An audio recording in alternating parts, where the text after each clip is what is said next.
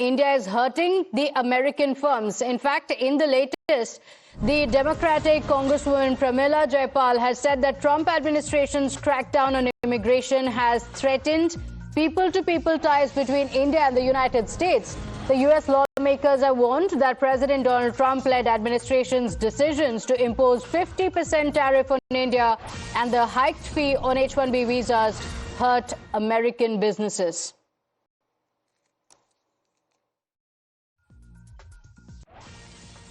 Very proud of my roots in India, my birth country, where my mother still lives after my father's passing earlier this year. And as the first and only Indian American woman in the United States Congress, I'm deeply invested in this strong U.S.-India bilateral relationship. Our relationship has been forged in shared democratic values, countering the influence of China, and strategic partnerships on everything from innovative technologies to pharmaceutical manufacturing. And I think a relationship that strengthens both of our countries while calling out areas of disagreement, if necessary, is very important. Both our countries face enormous challenges today, including democratic backsliding, including discrimination, decreasing freedoms of press and religion, and increasing human rights abuses.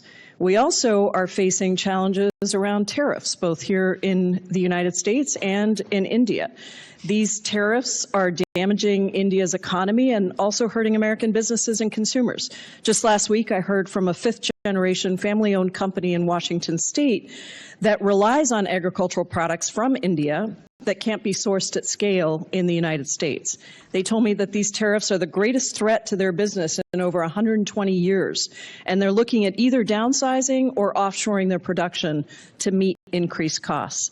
Meanwhile, this president has threatened people-to-people ties by shutting down legal pathways to immigrate, reminiscent of a legacy of discriminatory quotas that made it extremely difficult for Indians to immigrate in the first place. As the only member of Congress to have been on both a student visa and an H-1B visa, I deeply understand the harms of those policies and am committed to making sure that we continue to provide strong legal pathways for people to come to this country from India as well as around the world. I've also been concerned about and just met with this morning a coalition of groups that's been working on anti-Indian hate that has been rising in the United States, and I've been hearing about from my own constituents. I just want to make the point that Indian Americans are extremely important to our economy, an integral part of our society, running major Fortune 500 companies as well as startups and leading cutting-edge research to. And this has been the concern for many, that it's not just the Indian economy, but also businesses in the United States that are getting affected because of these tariffs.